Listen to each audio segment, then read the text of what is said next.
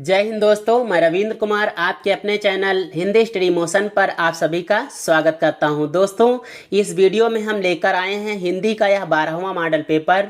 तो साथियों, आप वीडियो को अंत तक देखना और यदि पसंद आ जाएगा तो लाइक कर देना, दोस्तों को शेयर भी कर देना और अंत में ये जरूर बताना कि आपने कितने प्रश्न किए हैं। तो आइए किसी प्रकार से देर न करते हुए वीडियो को शुरू करते हैं। पहला दिया गया प्रश्न, प्रभु जी तुम चंदन हम पानी, ये पंक्तियां किसने लिखी हैं। दोस्तों, बीच बीच में प्रिंट मिस्टेक होगा, वहां पर आप समझते चलिएगा, ठीक है। तो यहाँ पर कौन सा विकल्प होगा, नामदेव, कबीर, रैदास या दादू। तो इसका विकल्प सही हो जाएगा सी, यानी रैदास। अगला प्रश्न दिया गया है, कौन सी विद्यापति की रचना नहीं है। तो कीर्ति पताका, कीर्तिलता, पदावली या गीत गोविंद। इसका डी विकल्प सही हो जाएगा, गीत गोविंद। फिर प्रश्न आया है, निम्नलिखित में से कौन सा मतिराम का ग्रंथ नहीं है। तो रसराज, रसविलास, ललित ललाम या छंदसार। इसका विकल्प सही हो जाएगा बी, यानी रसविलास। अगला प्रश्न आया, अजगर करे न चाकरी, पंछी करे न काम। इसके आगे वाली पंक्ति है, दास मलूका कह गए सबके दाता राम। अगला प्रश्न देखो, उलट बासियां किसने लिखी हैं। तो हर एक बच्चा जानता है इसके बारे में, आप लोग तो बड़े हो गए हैं कि कबीर दास जी ने लिखी हैं। अगला प्रश्न देखिएगा, कीर्तिलता की भाषा क्या है। साहित्यिक अपभ्रंश, प्राकृत, लोक भाषा या औहट। दोस्तों, इसका डी विकल्प सही है, औहट। फिर दिया गया है, रैदास का दूसरा नाम है। इसके बारे में भी आप सभी लोग जानते हो कि रविदास नाम है। फिर अगला प्रश्न आया है 8वां, कि निर्वेद किस रस का स्थायी भाव है। तो ये भी इजी प्रश्न आ गया है, इसका विकल्प ए सही हो जाएगा, शांत रस का। फिर दिया गया अगला प्रश्न, नरोत्तम दास की प्रसिद्ध रचना का नाम क्या है। तो काव्य कल्पद्रुम, सुदामा चरित, हनुमान बाहुक या बरवय रामायण। इसका भी विकल्प सही है, सुदामा चरित। हिंदी साहित्य के बारे में बताया गया कि हिंदी साहित्य के संदर्भ में गारसा दा तासी का किस रूप में उल्लेख किया जाता है। तो काव्यकार, यहाँ पर कार कर लीजिएगा, काव्यकार या निबंधकार, समालोचक या इतिहासकार। दोस्तों, इसका विकल्प सही हो जाएगा डी, यानी इतिहासकार के रूप में जाना जाता है। अगला प्रश्न देखिए, हिंदी को संघ की राजभाषा बनाने का जो प्रस्ताव संसद में पारित हुआ, उसके प्रस्तावक थे। तो उसका प्रस्ताव किसने सौंपा था, किसने दिया था। पंडित जवाहरलाल नेहरू ने, राजर्षि पुरुषोत्तम दास टंडन ने, राजगोपालाचारी ने अथवा श्री गोपाल स्वामी आयंगर ने। तो यहाँ पर डी ही विकल्प सही हो जाएगा, यानी श्री गोपाल स्वामी आयंगर ने। अगला प्रश्न देखिएगा, भारतीय संविधान में बताया गया हिंदी को संघ की राजभाषा के रूप में मान्यता कब प्राप्त हुई थी। तो इसका विकल्प सही है डी वाला, 14 सितंबर 1949 ईस्वी को। अगला देखिएगा प्रश्न ये आया है, जागो फिर एक बार कविता के रचनाकार कौन है। इसके बारे में सभी साथी जानते होंगे, सूर्यकांत त्रिपाठी निराला जी। अगला देखिएगा, आत्माराम की टेटे निबंध में आत्माराम के प्रतीक हैं कौन। गोविंद नारायण मिश्र, गोपाल दास गहमरी, महावीर प्रसाद द्विवेदी अथवा बाल मुकुंद गुप्त। तो इसका दोस्तों विकल्प सही हो जाएगा डी, यानी बाल मुकुंद गुप्त। अगला देखिए, रामचंद्र शुक्ल ने पहला मौलिक उपन्यास किसे जाना है, यानी किसे माना है, ऐसा मानिएगा। तो दोस्तों, इसका पहला वाला ही विकल्प सही है, परीक्षा गुरु को।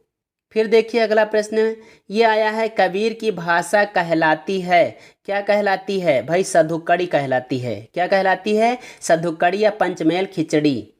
अगला प्रश्न आया है, नवीन किस कवि का उपनाम है। तो हमने दोस्तों कवियों के नाम और उपनामों की एक वीडियो बनाई हुई है, जिसकी लिंक ऊपर आई बटन पर दी गई है। यदि आपने उसको ना देखा हो तो उसको भी देख सकते हैं। यहाँ पर विकल्प पहला वाला टिक करना है, बालकृष्ण शर्मा नवीन। अगला प्रश्न दिया गया है, निम्नलिखित काव्य कृतियों में से कौन सी कृति प्रबंध काव्य नहीं है। तो यहाँ पर विकल्प सही हो जाएगा डी वाला, सुजान हित प्रबंध। सुजाना हित नहीं, सुजान हित है, ठीक है। अगला प्रश्न देखो, वर्तमान भारतीय गणतंत्र में हिंदी भाषा किस विशेष भाषा के रूप में मान्य है। तो किस रूप में मान्य है, राष्ट्रभाषा, संचार भाषा, माध्यम भाषा, राजभाषा। तो दोस्तों, इसका विकल्प सही हो जाएगा डी, यानी राजभाषा। अगला प्रश्न देखो, शकुंतला नाटक के बारे में पूछा गया है कि यह किसकी रचना है। तो दोस्तों जसवंत सिंह की है, राम की है, नेवाज की है, नागरी दास की है। इसका विकल्प सही है सी, यानी नेवाज की है। गुरु ग्रंथ साहिब में पूछा गया है कि किस कवि की रचनाएं संकलित हैं। तो किसकी संकलित हैं? ये निर्गुण ब्रह्म को मानने वाले थे, इसी प्रकार से निर्गुण ब्रह्म मानने वाले इधर भी हैं, ये कबीरदास जी। आइए अगला प्रश्न देखते हैं। ये दिया गया है चंदायन के रचयिता हैं, तो कौन है? इसके बारे में आप सभी साथियों को पता है कि मुल्ला दाऊद की रचना का नाम है चंदायन। अगला प्रश्न देखिएगा, ये दिया गया है प्रेम मार्गी कवि नहीं है। तो प्रेम मार्गी कौन नहीं है? सूरदास, मलिक मोहम्मद जैसी, मुल्ला दाऊद या मंझन? इसके बारे में सबको पता है, सूरदास जी कृष्ण भक्त कवि हैं, प्रेम मार्गी नहीं। फिर देखिए, तुलसीदास के गुरु थे, कौन थे? रामानंद, हनुमत शास्त्री, नरहरियानंद या रामानुजाचार्य? तो इसका विकल्प सही है सी, नरहरियानंद या नरहरिदास। ठीक है। अगला देखिएगा, 12वां रामायण किसकी रचना है? तो कुछ नहीं सोचना, कुछ नहीं देखना, आंखें मूंद के बता देना है, गोस्वामी तुलसीदास जी। अगला प्रश्न देखिएगा, आचार्य शुक्ल के अनुसार निम्नांकित में से कौन सी रचना तुलसीदास की है? तो अभी अभी तो आया है 12वां रामायण, यही सही है। अगला देखिएगा, कबीर के पूछा गया, कबीर के निर्गुण पंथ का आधार भारतीय वेदांत और सूफियों का प्रेम तत्व है, यह विचार किसका है? तो यह दोस्तों विचार दिया है आचार्य रामचंद्र शुक्ल ने। अगला देखिएगा प्रश्न, राष्ट्रभाषा के बारे में बताया गया है कि राष्ट्रभाषा का दर्जा उस भाषा का होता है जिसमें कौन सा गुण होता है? जो पूरे राष्ट्र में पाई जाती है, या राष्ट्र की सर्वोच्च शासकीय संस्था जो कि संसद जिसे मान्यता प्रदान करती है, या विभिन्न राज्य जिसमें परस्पर शासकीय पत्राचार करते हैं, अथवा राष्ट्र की समस्त भाषाओं में जिसका साहित्य भंडार सबसे अधिक समृद्ध होता है। तो दोस्तों इसका पहला वाला जो विकल्प है यही टिक करना है, यानी जो पूरे राष्ट्र में पाई जाती है। आइए अगला प्रश्न देखते हैं। ये दिया गया है, निम्नलिखित में से कौन अष्टछाप का कवि है? तो यहाँ पर एक ही नाम आया है, सूरदास जी का, यही है कवि अष्टछाप के। अगला देखिएगा, ये आया है अवधी भाषा की शब्दावली को साहित्य की परिनिष्ठित शब्दावली बनाने का प्रथम श्रेय इन्हें दिया जाता है। तो किन्हें दिया जाता है? ये भाई आप भूल ही नहीं सकते, गोस्वामी तुलसीदास जी को। ये हो जाएगा सी विकल्प। आइए अगले प्रश्न की तरफ ले चलते हैं आपको। ये दिया गया है, निम्न में से सही वाक्य का चुनाव कीजिए। तो दोस्तों यहाँ पर वाक्य शुद्धि के बारे में बात कर रहा है, तो कौन सा सही हो जाएगा? देश पंडित नेहरू का सदा आभारी रहेगा, या पंडित नेहरू का आभारी रहेगा सदा देश, अथवा पंडित नेहरू का देश रहेगा आभारी सदा, या देश सदा आभारी रहेगा पंडित नेहरू का? दोस्तों इसका पहला वाला विकल्प सही है, यानी देश पंडित नेहरू का सदा आभारी रहेगा। दोस्तों यदि आपको वाक्य शुद्ध पहचानने में अशुद्ध पहचानने में कोई प्रकार की कठिनाई हो रही हो तो उसका भी वीडियो चैनल पर अपलोड, जिसकी लिंक ऊपर आई बटन पर मिल जाएगी, उस वीडियो को भी आप देखना चाहें तो देख सकते हैं। आइए अगला प्रश्न देखते हैं। चिर जीवो जोरी जुरय क्यों न स्नेह गंभीर, को घटिए वृषभानुजा वे हलधर के वीर। तो यहाँ पर वृषभानुजा विष नहीं, वृषभानुजा और हलधर में कौन सा अलंकार है? दोस्तों इसका विकल्प सही हो जाएगा सी, यानी श्लेष अलंकार है, क्योंकि यहाँ पर इन दोनों शब्दों के दो दो अर्थ निकल रहे हैं। अगला देखिए, जन्म काल के आधार पर निम्नलिखित रचनाकारों का सही अनुक्रम है। तो कौन सा सही होगा? आप वीडियो को रोक कर देख लेंगे। यहाँ पर दोस्तों विकल्प सही है सी वाला, केशवदास, फिर सेनापति, फिर चिंतामणि और उसके बाद में भूषण। अगला प्रश्न आया है, निम्नलिखित में से एक राम भक्त कवि हैं। कौन राम भक्त कवि हैं? कृष्णदास, नाभादास, ध्रुवदास या श्री भट्ट? दोस्तों इसका विकल्प सही हो जाएगा बी, यानी नाभादास। अगला प्रश्न देखिएगा, खड़ी बोली गद्य के विकास का मूल आधार बना क्या चीज़? इसका कलकत्ता तक फैल जाना, फोर्ट विलियम कॉलेज के पाठ्यक्रम में सम्मिलित कर लिया जाना, या हिंदी रचनाकारों द्वारा पद में इसका प्रयोग कम कर देना, अथवा खड़ी बोली के व्याकरण का मानकीकरण हो जाना। तो दोस्तों इसका विकल्प यही बाद वाला सही है, डी वाला, खड़ी बोली के व्याकरण का मानकीकरण हो जाना। फिर दिया गया है, तुलसीदास विनय पत्रिका की भाषा है। तो तुलसीदास जी ने जो विनय पत्रिका लिखी उसकी भाषा क्या है? दोस्तों इसके बारे में आप सभी साथियों को पता होगा कि ब्रज भाषा है। अगला देखो, विज्ञान गीता की रचना किसने की है? आप लोग तैयारी करते हैं, हमें पता है सी विकल्प चुनेंगे यानी केशवदास। फिर अगला देखिएगा, पद्मावत में उल्लिखित राजा रतन सेन कहाँ के राजा थे? तो चित्तौड़गढ़ के, बीकानेर के, कुंभलगढ़ के अथवा रणथंभौर के। तो यहाँ पर पहला विकल्प सही है यानी चित्तौड़गढ़ के थे। अगला प्रश्न देखो, कलम का सिपाही किसकी रचना है? इसके बारे में भी आपको भली भांति मालूम है यानी अमृत राय की रचना है दोस्तों। आइए अगला देखते हैं, ये दिया गया है, अरुण और मधुलिका किस कहानी के पात्र हैं? इसको भी आपने पढ़ा है, ज़्यादा कुछ सोचना नहीं है। जहाँ पर सोचने वाला होगा वहाँ पर थोड़ा सा मौका हम दे देंगे, और जहाँ पर जो सोचने की कोई बात नहीं है ज़्यादा, वहाँ पर हम तुरंत बता देंगे कि वहाँ पर ये विकल्प होना चाहिए। तो यहाँ पर पुरस्कार है। अगला दिया गया है, भीष्म साहनी द्वारा रचित कहानी संग्रह नहीं है। तो कौन सा नहीं है? भाग्य रेखा, वांगसू, काठ का सपना या निशाचर। तो दोस्तों इसका विकल्प सही हो जाएगा सी यानी काठ का सपना। अगला देखिएगा, अमिट रेखाएं के संस्मरण रेखा चित्रकार हैं कौन? विश्व प्रभाकर, सत्यवती मल्लिक, देवेंद्र सत्यार्थी या शिव पूजन सहाय। तो दोस्तों इसका जो विकल्प सही है ये है बी यानी सत्यवती मल्लिक। फिर देखिए अगला प्रश्न, मुंशी नवल किशोर द्वारा संपादित मनोहर कहानी में कितनी कहानियां संकलित हैं? तो दोस्तों इसका विकल्प सही हो जाएगा यहाँ सी वाला यानी 100 कहानियां। अगला प्रश्न देखो, अर्ध कथानक है क्या है? कितनी बार ये प्रश्न आ चुका है, ये तो अच्छी तरीके से आपको याद हो गया होगा कि आत्मकथा है। फिर देखिएगा, ये दिया गया है, विवाह अनुभाव व्यभिचार संयोगात रस निष्पत्ति को प्रतिपादित किया है। कुछ सोचना है क्या? कुछ नहीं भाई, भरत मुनि ने प्रतिपादित किया है। देखो अगला प्रश्न, राहुल सांकृत्यायन की आत्मकथा का नाम है। तो कौन सी उनकी आत्मकथा? इसके बारे में भी आप सभी साथियों को मालूम होगा कि यहाँ पर मेरी जीवन यात्रा को टिक कर लेना है। फिर देखिए अगला प्रश्न, प्रकाशन वर्ष के आधार पर बताया गया जयशंकर प्रसाद के कहानी संग्रहों का सही अनुक्रम है। तो कौन सा है? यहाँ पर आप वीडियो को रोक लेना और फिर बताना, जैसा कि यहाँ पर विकल्प सही हो जाएगा बी यानी सबसे पहले छाया, फिर प्रतिध्वनि, आकाशदीप, उसके बाद में इंद्रजाल। अगला प्रश्न देखो, भारतेंदु बाबू हरिश्चंद्र का जीवन चरित्र। तो ये हो गई रचना, इसके रचनाकार कौन हैं? राधा कृष्ण दास, श्याम सुंदर दास, श्रीधर पाठक या महावीर प्रसाद द्विवेदी। तो दोस्तों इसका जो विकल्प सही है वो है राधा कृष्ण दास यानी पहला विकल्प। अगला देखो, यहाँ आया है प्रश्न, इनमें से कौन भरत मुनि के रस सूत्र का व्याख्याकार है? तो किसने भरत मुनि के रस सूत्र की व्याख्या की है?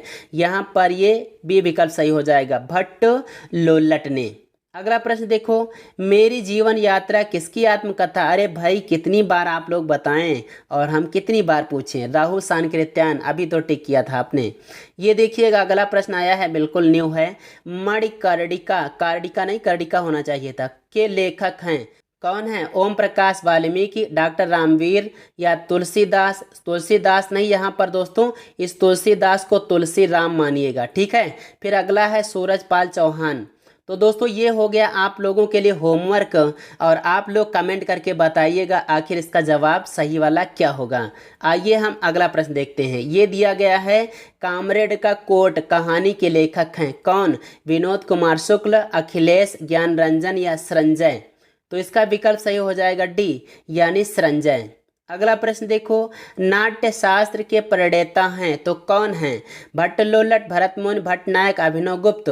तो अभी तो आपने देखा था नाट्य शास्त्र के बारे में, भरत मुनि। अगला प्रश्न देखिएगा, बनारसी दास चतुर्वेदी के रेखा चित्र हैं कौन? अब देखो प्रश्न से ही स्पष्ट हो गया, कुछ नहीं देखना है, कुछ नहीं सोचना है, सीधे से सी विकल्प टिक कर लेना है। रेखा चित्र हैं, बात से ही, प्रश्न से ही स्पष्ट हो गया था। अगला देखिएगा, फणीश्वर नाथ रेणु का नाम आया है जो आंचलिक उपन्यासकार के रूप में जाने जाते हैं। तो इनकी कौन सी कहानी है? रस प्रिया, रस आखेटक, रसिक प्रिया या प्रिया नीलकंठी। दोस्तों इसका पहला विकल्प सही है यानी रस प्रिया। अगला देखो प्रश्न, ध्वन्यालोक किस तत्व से संबंधित ग्रंथ है? तो किस तत्व से संबंधित है? अलंकार, रस, नाट्य, ध्वनि। तो यहाँ पर तो संबंध आ गया इसका काफी, ध्वनि से है।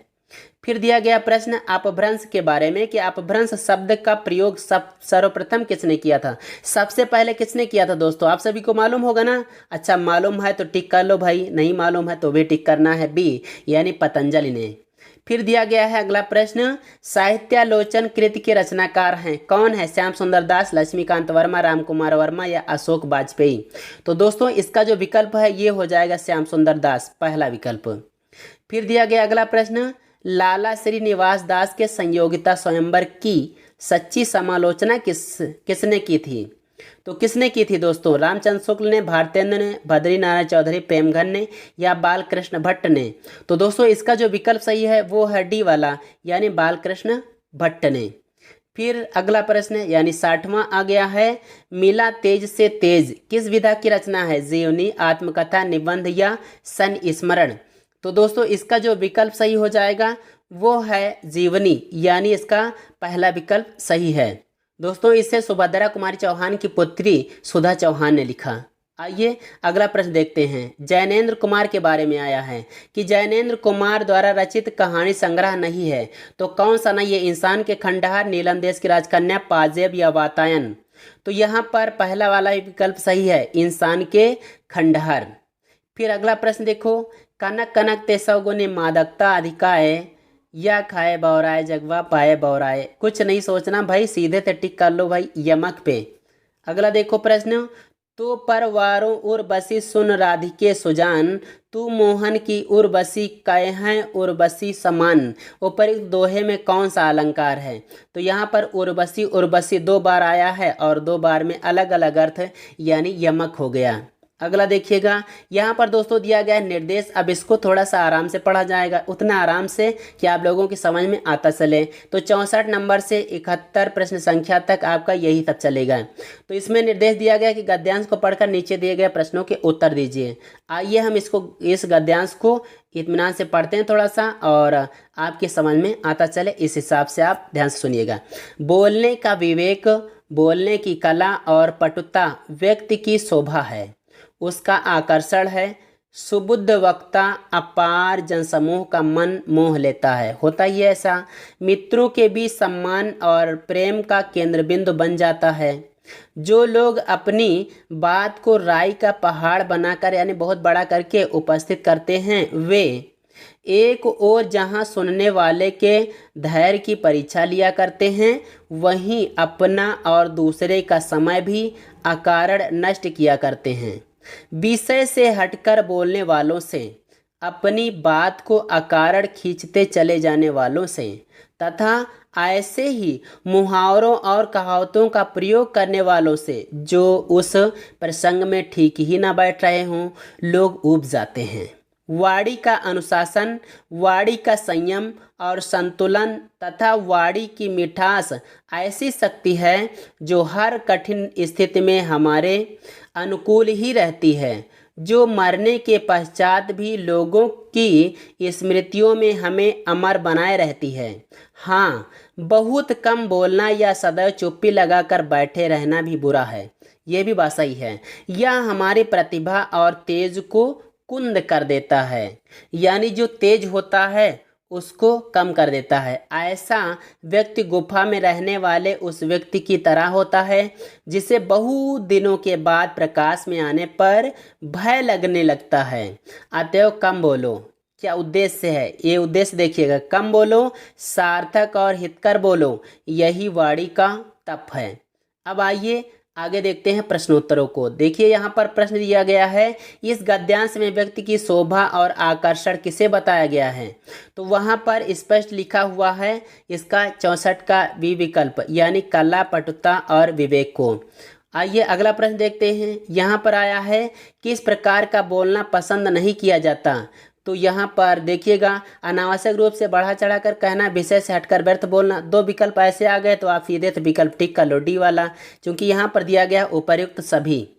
फिर देखिएगा, किस प्रकार की भाषा हमें जीवन में लोकप्रिय और जीवन के बाद अमर बनाए रखती है? तो अनुशासित वाणी, संयमित वाणी या संतुलित वाणी की मिठास या उपर्युक्त सभी?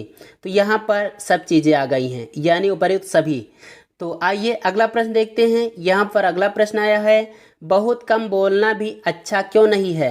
तो क्यों नहीं होता है अच्छा? यह प्रतिभा को कुंद कर देता है, वह ऐसा व्यक्ति भयभीत रहने लगता है, या कम बोलने वाला विवेकहीन समझा जाता है, अथवा कम बोलने वाले से लोग उब जाते हैं, या इनमें से कोई नहीं। दोस्तों इसका जो विकल्प है ये हो जाएगा पहला, यानी यह प्रतिभा को कुंद कर देता है, वह ऐसा व्यक्ति भयभीत रहने लगता है। अगला प्रश्न देखिएगा, कम सार्थक तथा हितकारी बोलने को क्या कहा गया है? तो यहाँ पर स्पष्ट लिखा हुआ था पिछले लाइनों में कि वाणी का तप। फिर देखिएगा अगला प्रश्न ये दिया गया है, अकारण शब्द का विलोम निम्न में से है। तो अकारण का क्या हो जाएगा? बिना किसी कारण का उल्टा का सकारण यानी कारणवश। फिर अगला प्रश्न देखिएगा, सभी व्याकरण से हैं, मीठा शब्द का विलोम निम्न में से है। तो आप देख लिए होंगे, यहाँ पर हो जाएगा सी विकल्प, कड़वापन। अगला आया है, उपर्युक्त गद्यांश का उपयुक्त शीर्षक बताइएगा। तो इसका क्या होगा? वक्ता का तप, वाणी का तप, बोलने का विवेक, या बोलने की कला। इसका भी विकल्प सही है, वाणी का तप। फिर देखिएगा अगला प्रश्न, सौर सेनी के बारे में, अब भाषाओं के बारे में आ गया है। सौर सेनी अपभ्रंश से किस उपभाषा का विकास हुआ? तो बिहारी, राजस्थानी, बांग्ला या पंजाबी? दोस्तों इसका भी विकल्प सही है, राजस्थानी का।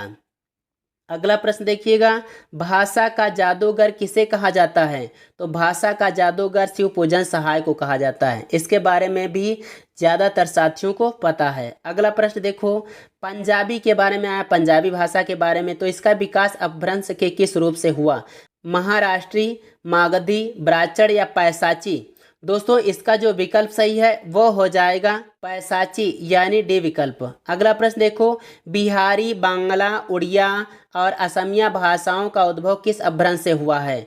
तो मागधी, अर्धमागधी, पैसाची या सौर सेनी? दोस्तों इसका विकल्प ए सही है, यानी मागधी से हुआ है इसका विकास। अगला देखिएगा, अर्धमागधी अपभ्रंश से किसका विकास हुआ? तो किसका विकास हुआ है? पश्चिमी हिंदी, पूर्वी हिंदी, मराठी या गुजराती? दोस्तों इसका जो विकल्प सही है वो है पूर्वी हिंदी, यानी ये वाला। तो पूर्वी हिंदी के अंतर्गत कौन कौन सी बोलियां आती हैं? एबीसी, अवधी, बघेली, छत्तीसगढ़ी। अगला देखिएगा दोस्तों, यहाँ पर इसके बारे में कुछ दिया नहीं गया, लेकिन हम बताते हैं यहाँ पर आपको शुद्ध शब्द का चयन करना है। तो यहाँ पर शुद्ध जो शब्द है वो हो जाएगा अक्षर। अगला प्रश्न देखिएगा, वो भी ऐसे ही है, शुद्ध शब्द का चयन करना है। तो यहाँ पर इसका शुद्ध शब्द हो जाएगा अध्ययन। अगला भी इसी से संबंधित है, ये आया है, इसमें भी शुद्ध शब्द पहचानो। तो यहाँ पर पहला विकल्प सही हो जाएगा अत्यधिक। अगला ये भी इसी संबंधित है, यानी शुद्ध शब्द का चयन करना है। तो दोस्तों यहाँ पर इसका सी विकल्प सही हो जाएगा संवत। एक और भी इसी से है, यहाँ पर दिया गया अनुच्छेद के बारे में। तो ये अनुच्छेद सी विकल्प वाला जो है इस रूप में लिखा जाता है। आइए अगला प्रश्न देखते हैं, दिया गया दुष्प्रकृत शब्द का संधि विच्छेद है। तो ये पिछले पेपर्स में आया हुआ था, ये हो जाएगा बी विकल्प, दुह प्रकृति। आइए अगला, ये संधि से ही संबंधित आया है, मनोहर में कौन सी संधि है? तो विसर्ग, गुण, वृद्धि या व्यंजन? तो दोस्तों यहाँ पर है विसर्ग संधि, यानी ए विकल्प सही है। आगे देखिएगा प्रश्न दिया गया है, दिग्दर्शक में कौन सी संधि है? तो अयाद, व्यंजन, विसर्ग या वृद्धि? तो यहाँ पर व्यंजन के साथ में व्यंजन जुड़ रहा है, इसलिए व्यंजन संधि है, दिक्दर्शक। फिर दिया गया है पावन, तो इसका संधि विच्छेद क्या होगा सही रूप वाला? दोस्तों ये है जो डी विकल्प वाला, पौधन अन, यही हो जाएगा। इस पावन में अयाद संधि है। फिर आया है परंतु, तो परंतु शब्द का संधि विच्छेद क्या हो जाएगा? दोस्तों इसका जो उचित विकल्प होगा ये हो जाएगा बी, यानी परम धन तु। फिर अगला आया है दोस्तों, यहाँ पर भी कुछ दिया नहीं गया, हम बताते हैं। यहाँ पर आपको तत्सम शब्द चुनना है। तो इन चारों में से तत्सम शब्द जो है वो हो जाएगा काक। आगे वाले में दिया गया है कि तत्सम शब्द चुनिए, तो यहाँ पर जो तत्सम शब्द हो जाएगा वो होगा गौ। फिर दिया गया तद्भव शब्द चुनिए, तो यहाँ पर तद्भव शब्द कौन सा है? इसमें सिंह है, चीता है, व्याघ्र है या मूषक है? दोस्तों यहाँ पर भी विकल्प सही हो जाएगा, चीता है। आइए अगला प्रश्न देखते हैं दोस्तों, ये दिया गया है तद्भव शब्द कौन सा है? तो अमरूद है, आमदनी है, ऑफिस या काम है? दोस्तों यह है काफ़ी डाउट भरा, इसके बारे में यदि आप कुछ कहना चाहेंगे तो इससे कमेंट करके जरूर बताइएगा। आइए अगला प्रश्न देखते हैं। ये दिया गया है विस्तृत, तो यहाँ पर कुछ दिया नहीं गया है। विस्तृत का क्या बताना है हम बताते हैं, आपको इसका विलोम बताना है। तो विस्तृत का जो विलोम हो जाएगा वो हो जाएगा संक्षिप्त, यानी इसका बी विकल्प टिक कर लेना है। आगे भी इसी प्रकार से है जिसका विलोम बताना है, यानी उद्यम का विलोम क्या हो जाएगा दोस्तों, उद्यम का विलोम हो जाएगा आलस्य, यानी इसका डी विकल्प सही करना है। फिर दिया गया है कल्पना, कल्पना का उल्टा यानी विलोम बताओ। तो कल्पना का जो उल्टा हो जाएगा विलोम हो जाएगा वह हो जाएगा यथार्थ। आइए अगला प्रश्न देखते हैं। यहाँ पर दिया गया है किस विकल्प में सूत सुत शब्द का सही अर्थ भेद है। तो यह आया शब्द युग्म से, तो यहाँ पर कौन सा विकल्प सही होगा, धारा घोड़ा, पुत्र सुई, धागा पुत्र या सारथी धागा। तो दोस्तों इसका सी विकल्प सही हो जाएगा, धागा और पुत्र। अगला प्रश्न दिया गया है किस विकल्प में कृतज्ञ कृतघ्न शब्द का सही अर्थ भेद है। तो आपको पता होगा ना पहले से कि कृतज्ञ माने होता है एहसान मानने वाला और कृतघ्न माने होता है एहसान को भूल जाने वाला या एहसान ना मानने वाला। तो ऐसा जो विकल्प आया है ये है बी वाला। आइए अगले प्रश्न की तरफ चलते हैं। यहाँ पर भी शब्द युग्म आया है भवन और भुवन, तो इसका सही से अर्थ क्या होगा दोस्तों, इसका सही हो जाएगा सी वाला, मकान और संसार। यहाँ पर क्या होता है दोस्तों, जिस क्रम से प्रश्न में दिया गया होता उसी क्रम से हमको उत्तर में चुनना होता है। तो जैसे भवन का मकान होता है, भुवन का संसार, इसी क्रम से आया है। अगला देखिएगा, रंग शब्द से क्रिया बनती है। तो रंग शब्द से कौन सी क्रिया बनती है, रंग वाला, रंगना, रंगीला या रंगरेज। तो दोस्तों इसका जो सही विकल्प है वो हो जाएगा रंगना। आइए अगला प्रश्न देखते हैं। यहाँ पर दिया गया है आलस शब्द का विशेषण क्या है। तो आलसी है, अलस, आलसीपन या आलस। तो यहाँ पर इसका जो सही विकल्प है वो है पहला, यानी आलसी। अगला प्रश्न देखिएगा, व्याकरण की दृष्टि से पूछा गया कौन सा शब्द विशेषण नहीं है। तो कौन सा नहीं है, भयभीत, निर्भीक, भय या भीरु। तो यहाँ पर जो सी विकल्प आया है बिल्कुल हटकर लग रहा है, इसी को टिक कर लो। परीक्षा में भी ऐसे ही देखना, जो हटकर लग रहा होगा और ना समझ पाते होंगे तो वहाँ पर इस ट्रिक को अपनाइएगा। अगला देखो, यहाँ पर आया है सदा एक वचन में प्रयुक्त होने वाला शब्द है। तो कौन सा है, पौधा, पुस्तक, सहायता या लड़का। तो दोस्तों इसका सी विकल्प सही हो जाएगा, सहायता। फिर देखिएगा, अय राकेश यहाँ आओ, इस वाक्य में कौन सा कारक है। तो जब किसी को बुलाया जाता है, संबोधित किया जाता है, तो वहाँ पर संबोधन कारक होता है। फिर देखो ये भी आ गया है व्याकरण से, वृक्षों से पत्ते झड़ते हैं में कौन सा कारक है। तो कर्ता, संप्रदान, अपादान, अधिकरण। सब कोई जानता होगा यहाँ पर पत्ते अलग हो रहे हैं और जहाँ कहीं अलग होने की बात होती है, ध्रुवम अपाय अपादानम सूत्र के अनुसार संकीर्ण से भी यहाँ पर अपादान कारक हो जाता है। ये देखिएगा अगला, बच्चे बस से पाठशाला जाते हैं, इस वाक्य में कौन सा कारक है, किससे जाते हैं, सहायता के अर्थ में है, इसलिए यहाँ पर विकल्प सही हो जाएगा बी, यानी करण कारक। फिर अगला दिया गया है जो कि दोस्तों यहाँ पर है समानार्थी शब्द।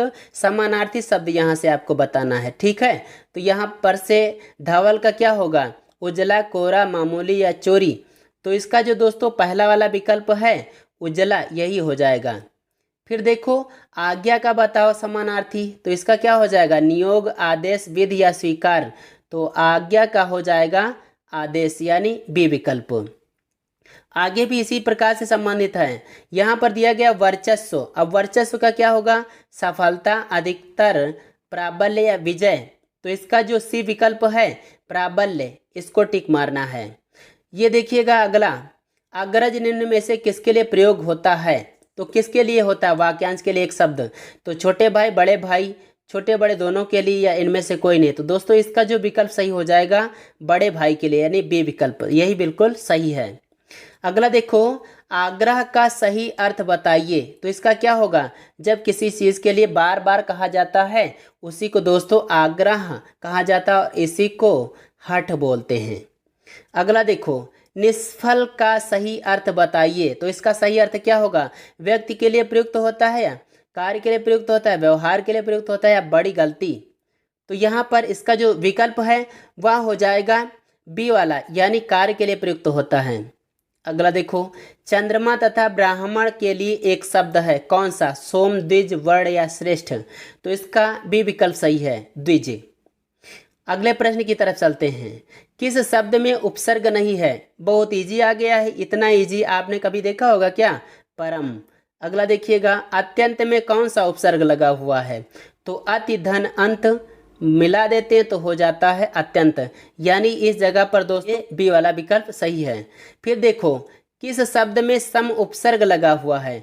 तो यहाँ पर कुछ नहीं सोचना, यहाँ पर भी दोस्तों यहाँ जो आया है संहार, यही सही हो जाएगा। अगला प्रश्न आया है, कालिया में प्रयुक्त प्रत्यय है, तो कालिया में कौन सा प्रत्यय है? लिया, आ, मा या इया? तो इसका जो विकल्प है डी वाला, यानी इया, ये बिल्कुल सही है। फिर देखिएगा, अंशमाली में कौन सा समास है? तो दोस्तों अंशमाली में अव्ययी भाव, द्विगु, कर्मधारय या बहुव्रीहि, कौन सा हो जाएगा?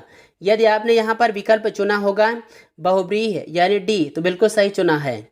किस शब्द में बहुव्रीहि समास है, ये भी बताइएगा।